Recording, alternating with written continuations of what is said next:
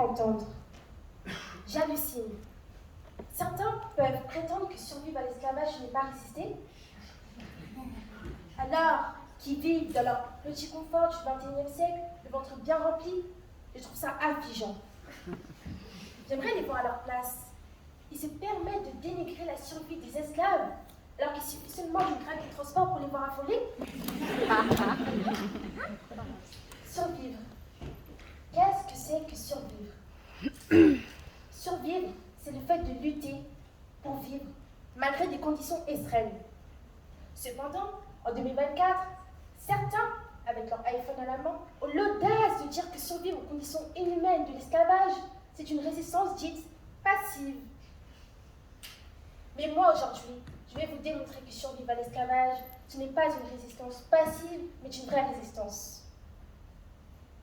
Je veux vous sensibiliser au destin des victimes du commerce triangulaire. Cette traite négrière reliait l'Europe, l'Afrique et l'Amérique pour l'exploitation d'esclaves noirs. Des bateaux venus d'Europe capturaient des hommes et des femmes d'Afrique pour aller les vendre comme esclaves en Amérique. Cela me touche particulièrement en tant que femme d'origine malienne de savoir que des Africains, dont des Maliens, ont été capturés, retirés de leur terre pour être esclaves et exploités à travailler jusqu'à leur mort. Alors qu'ils vivaient en toute tranquillité auprès de leur famille, à aider même leur pays à se développer. Je suis même à me demander ce qu'aurait été l'Afrique s'il avait demeuré en paix. Ces esclaves ont dû faire preuve d'une incroyable résilience physique et mentale pour supporter à tous ces abus, ces privations et l'inhumanité de leur situation. Les maîtres des esclaves les violaient, s'amusaient à les torturer et organisaient même des combats d'esclaves. Pourquoi? Pour se divertir. Les esclaves étaient mutilés, marqués au fer rouge et subissaient même des expériences scientifiques comme des vulgaires rats de laboratoire. Survivre dans ces conditions est tellement atroce que cela en devient de la résistance. La résistance. Qu'est-ce que c'est que la résistance? La résistance consiste à s'opposer à une injustice pour pouvoir continuer à vivre en paix. Comme l'ont si bien fait les résistants lorsqu'ils ont sorti leurs armes contre les Allemands pour pouvoir continuer à vivre en paix. L'esclavage est une réalité qui renferme une lourde et horrible histoire remplie d'effrois et de terreur.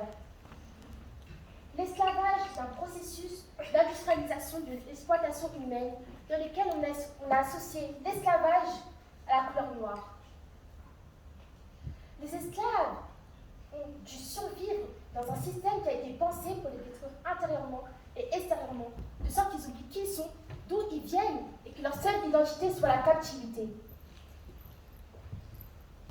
Dans ces conditions, la traite négrière fut pire que la mort.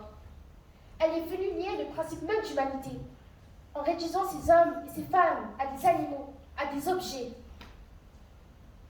Le combat quotidien de ces esclaves n'était pas seulement de survivre, mais de résister en réaffirmant leur foi et leur espoir.